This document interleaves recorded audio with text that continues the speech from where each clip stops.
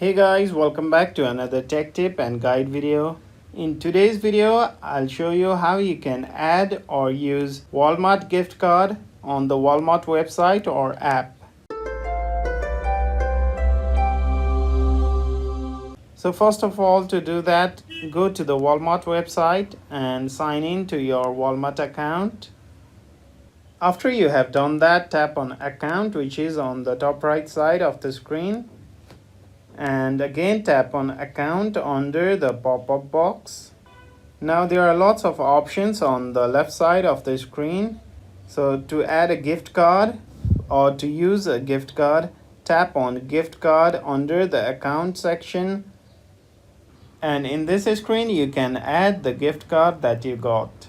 So after filling in the gift card details, you have to tap on save, which is on the top left side of the screen, and your gift card will be added to your account.